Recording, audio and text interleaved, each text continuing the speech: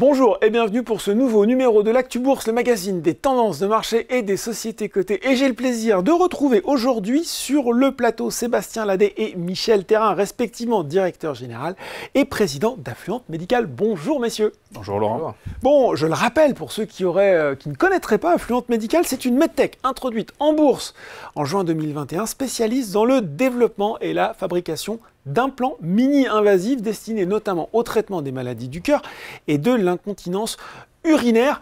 Pour ceux, je l'ai déjà dit, qui ne seraient pas forcément familiers de votre société, Sébastien, un rappel rapide de votre activité et de vos différents produits. Oui, avec plaisir. Donc, Affluent Médical, comme vous l'avez dit, c'est une medtech. Aujourd'hui, on est spécialisé dans le développement de solutions implantables qui traitent deux pathologies, l'incontinence urinaire et l'insuffisance mitrale, et ce pour 600 millions de patients dans le monde. Donc, c'est un besoin. Des gros besoins. Hein. C'est un besoin qui est colossal. Ouais. Et donc, ça fait à peu près 10 ans qu'on travaille en collaboration avec des chirurgiens, des médecins, pour développer un portefeuille de 3 produits. Alors, rapidement, pour rappel, nos 3 produits, donc le premier produit c'est Kalios, c'est un nanomitral. C'est pour venir réparer la valve mitrale, donc on a 4 valves dans le cœur, et lorsqu'il y a une fuite, il faut venir réparer ou la changer. Donc Kalios, c'est un produit qui est très innovant. On reparlera également, c'est un des objets de notre deal avec Edwards. On va en parler, oui, bien sûr. Et donc ce premier produit est ajustable et il permet d'éviter une réintervention invasive. Donc ça, c'est une vraie petite révolution dans la réparation de la valve mitrale. Le second produit, c'est une valve qu'on appelle épigone et qui est inspirée de l'anatomie de la valve native. Et ça, c'est très important parce que ça permet de restaurer le flux du sang à l'intérieur du cœur de manière naturelle, de pouvoir permettre aux patients de récupérer plus rapidement. Et puis, cette valve, elle est implantée par voie transcathéter et donc elle évite aussi une chirurgie très invasive. Bah oui, donc ça, c'est très important. Ouais. Donc ça, c'est nos 2 premiers produits en cardiologie structurelle. Et puis on a un 3e produit qui est sur l'urologie de l'incontinence urinaire. Et donc là, c'est vraiment le premier sphincter électromécanique qui permet de contrôler l'incontinence des patients. On parle de 400 millions de personnes là sur cette pathologie avec des spécifique. Solutions pas du tout satisfaisantes à l'heure actuelle. Exactement, on y reviendra dans les updates. Et puis c'est un produit qui permet de faciliter la vie du patient avec une télécommande qui permet d'activer ou de contrôler, donc c'est beaucoup plus simple. Voilà. Donc Affluent, c'est une medtech. On rayonne en Europe puisqu'on a 2 sites en France, 1 site en Italie.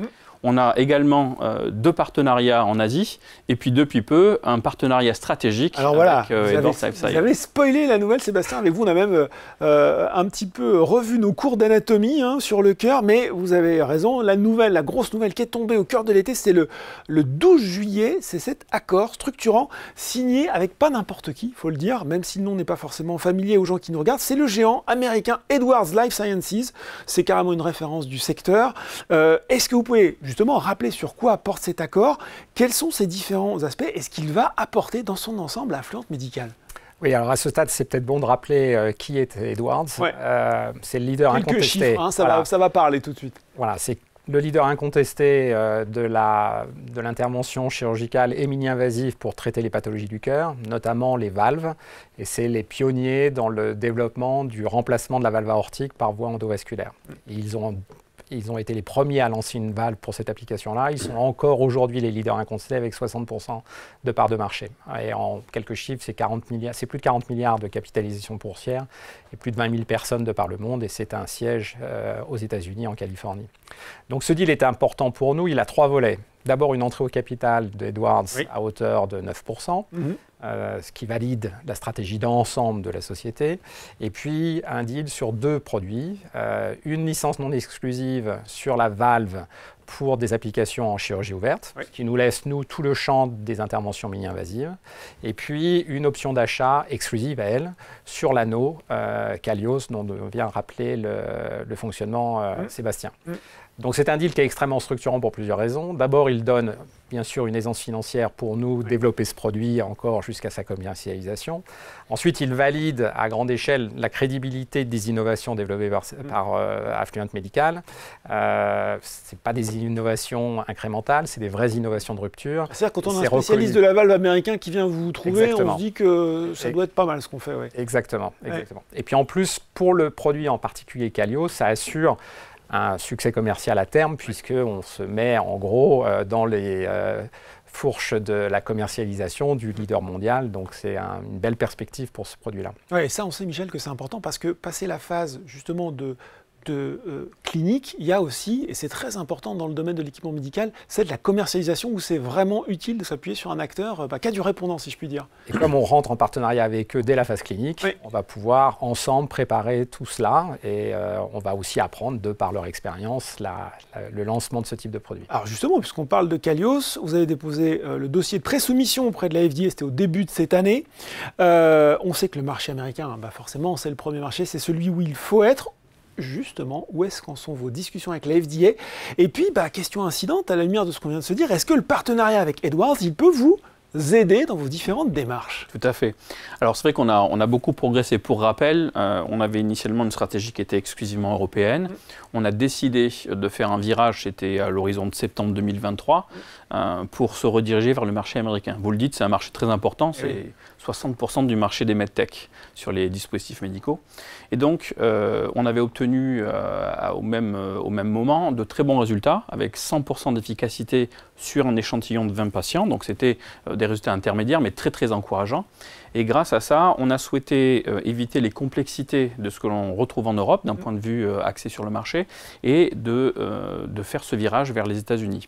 Les États-Unis considèrent les anneaux mitrales de manière différente, c'est-à-dire qu'ils considèrent que c'est un dispositif de classe 2, donc moins élevé qu'en Europe, et demandent peu ou moins de données cliniques pour avoir accès au marché, parce qu'ils considèrent que les produits qui sont sur le marché aujourd'hui servent d'équivalence. Donc ça va plus vite. Donc ça va plus vite, c'est moins complexe. Et donc nous avons fait un marathon de pré-soumission, c'est pas une mais deux pré-soumissions qu'on a gérées cette année, de bonnes interactions positives avec la FDA. Et là, il y a quelques jours, on a reçu la bonne nouvelle qu'ils étaient en accord avec notre stratégie, donc d'aller sur le marché américain avec ce qu'on appelle un classe 2.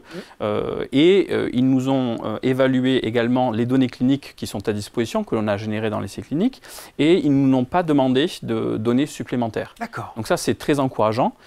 Ça vient valider notre stratégie qu'on a amorcée en 2023 et qui nous permet d'envisager la progression vers le marché américain et la commercialisation. Alors oui, Edwards, c'est un acteur majeur et ils ont d'énormes connaissances du marché et on a une étroite collaboration avec eux.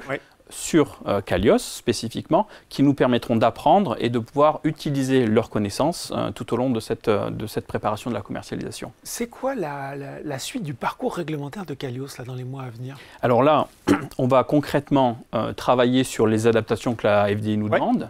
Donc ça va nous prendre quelques trimestres. On va s'adapter aux exigences de la FDA et puis on va pouvoir préparer la commercialisation avec un horizon de soumission fin 25, début 26. Fin 25, début 26. Bon.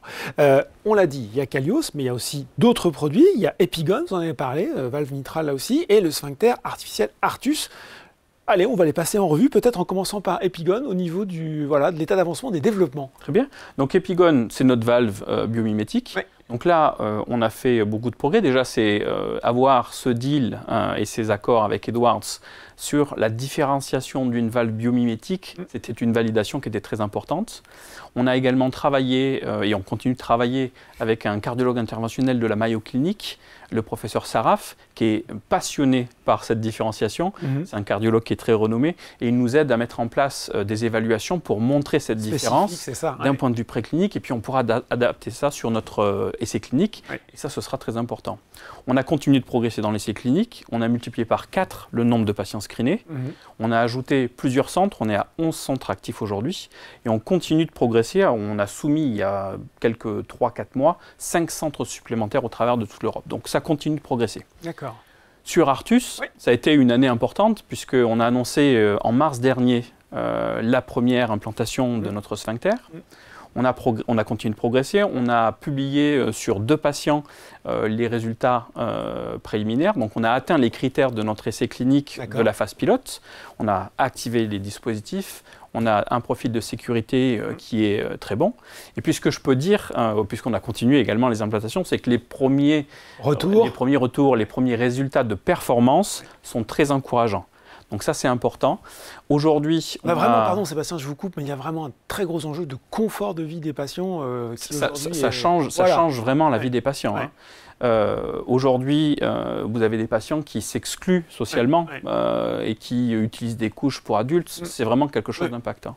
Donc là, c'est une procédure, on en a parlé, qui est relativement rapide, mini-invasive, et qui permet vraiment de contrôler simplement avec une télécommande son incontinence. Donc aujourd'hui, on a implanté 5 patients dans cet essai clinique, donc on est à la moitié de notre phase pilote, on avance correctement, on prévoit de finaliser à la fin de l'année. Et puis, ça va nous permettre d'enchaîner sur la phase pilote, la phase pivot, qui est importante pour pouvoir continuer la démonstration de ce produit. Ce produit, il faut le rappeler, c'est une grande évolution par rapport aux produits qui sont actuellement sur le marché. Donc, c'est le premier implant pour l'incontinence urinaire avec une télécommande électromécanique. Contrairement à ce qui est aujourd'hui sur le marché, ce sont des implants qui sont hydrauliques. Donc plus complexes à préparer. C'est des pompes, exactement. Voilà. Donc c'est compliqué à préparer pour le chirurgien et les docteurs. C'est compliqué à utiliser et très peu plaisant pour les patients. C'est vraiment pas quelque chose... Ça fait un peu médiéval. Satisfaisant, exactement. Et puis, ce qui est important, c'est que ces designs qui ont été lancés dans les années 80 étaient adaptés pour les hommes et pas pour les femmes. Alors que 80% des patients sont des femmes. Donc notre produit à nous, il est à la fois adapté pour l'homme et pour la femme. Donc c'est vraiment une évolution. Et puis c'est une nouvelle génération. On peut collecter des données, on peut entrevoir le big data et l'intelligence artificielle pour pouvoir faire une nouvelle génération. Il pourrait y avoir un partenaire aussi là-dessus, sur cet implant ? Oui, effectivement, on continue dans notre stratégie d'aller regarder de potentiels partenaires pour la commercialisation et nous aider à financer d'autres régions. Des évolutions, d'accord. Bon, il y a eu un apport de fonds récent. Compte tenu de ça, où est-ce qu'on est aujourd'hui, votre visibilité financière? Parce qu'il faut bien sûr financer tous ces développements à chaque fois. Effectivement. Donc, faut revenir sur cet accord. Michel l'a décrit, il y a 3 volets. C'est un paiement initial de 15 millions d'euros. J'insiste sur le montant initial puisque l'option d'achat sur Kalios permettra de déclencher d'autres paiements plus importants. Et donc ça va nous donner la visibilité pour le développement jusqu'à la commercialisation du produit Kalios. Bon, de quoi être serein déjà. Donc ça, c'est très très important. Ça montre aussi les progrès, on va dire, que l'on a fait au cours de l'année 2024. Et puis, on a également sécurisé récemment des financements non dilutifs, c'est important, donc pour environ 1,1 million d'euros, mais c'est des choses qui sont importantes pour une petite société comme nous. Ce sont des bourses locales en Italie où nous avons un de nos sites à Collereto, et puis des soutiens de la BPI. On va continuer de travailler avec la BPI, avec la Banque européenne, pour pouvoir acquérir des financements non dilutifs. Et puis, vous l'avez mentionné, mais on va continuer de chercher des partenariats pour nous aider à commercialiser. Notre stratégie, c'est vraiment de pouvoir monter une force de vente en Europe, mais sur l'international, de s'associer avec des partenaires pour pouvoir commercialiser notre produit rapidement. Bon, Michel, je ne sais pas si vous faites comme moi, si vous regardez le consensus des analystes. Moi, je le regarde sur Affluent Medical. Ils sont tous à l'achat avec des objectifs de cours entre, allez, on va dire 3,70 € et 4,40 €. Est-ce que ça vous semble refléter plus justement le potentiel de la société que la valorisation actuelle? Oui, absolument. Donc, on pense que la valorisation actuelle n'a pas pris la pleine mesure de l'accord avec Edwards qui a été annoncé. On a enchaîné les bonnes nouvelles. On n'avait pas l'annoncé en juillet aussi. Hein, voilà, c'est ça. Mi-juillet, il s'est passé beaucoup de choses depuis. Et du coup, on comprend pourquoi l'annonce d'Affluent n'a peut-être pas été prise à pleine conscience. Avec plus d'analyses qui nous suivent, puisque maintenant on a pour Zampar, Gilbert Dupont, TPI Cap, et plus Kepler et Invest aussi. Ce qui fait que ça fait maintenant 5 brokers importants qui sont tous unanimes sur cette direction de la trajectoire attendue du cours, et on espère que toutes ces annonces vont permettre de le confirmer dans les semaines qui viennent. Ben voilà, des explications très claires et très complètes, et notamment un retour sur ce deal très structurant avec Edwards. Merci beaucoup, messieurs, pour ces explications aujourd'hui sur Affluent Medical. Merci. L'Actu Bourse, c'est fini pour aujourd'hui, mais on se retrouve très bientôt pour un nouveau numéro.